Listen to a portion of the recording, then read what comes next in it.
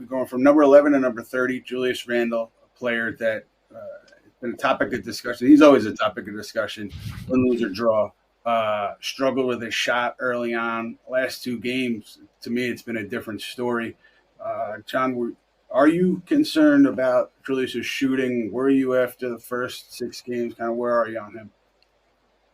To me, in a kind of a different way than like Steve just said, Jalen Brunson's like Jalen Brunson. Like Julius is Julius. I think we've seen enough of him. This is year 10 now for him, I think, in his career.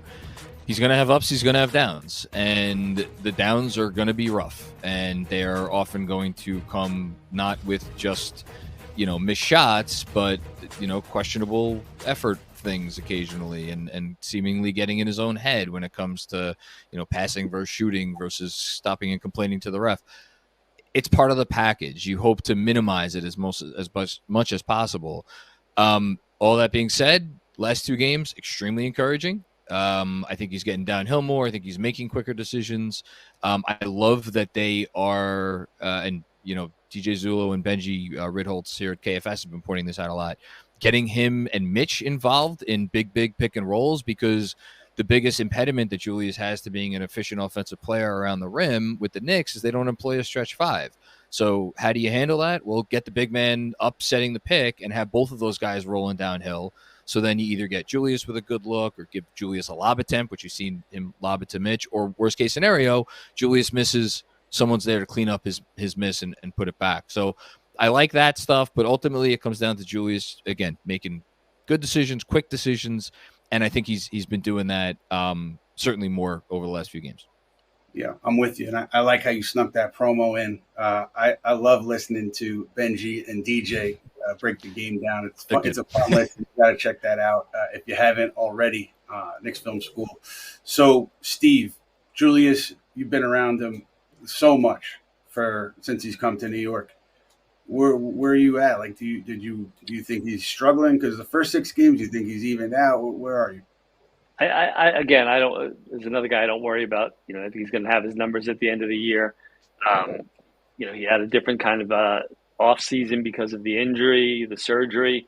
Guys, it's sort of what RJ went through last summer, where they don't do the work they normally do. Maybe not shooting, not on the court enough.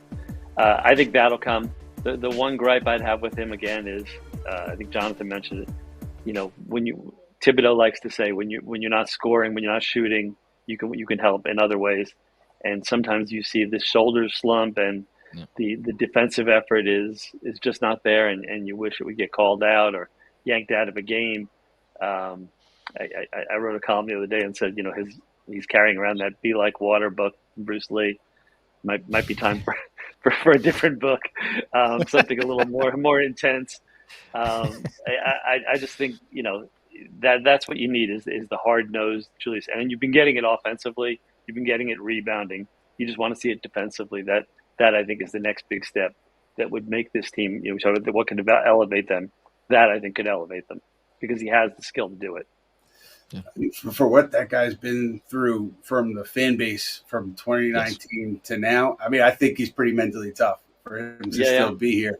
I would be cowering in Coney Island somewhere, like under a box. I wouldn't be able to deal with it mentally. He's handled it. It's come out in some bad ways sometimes, but I give him credit for sticking with it and being who he is and doing what he's doing.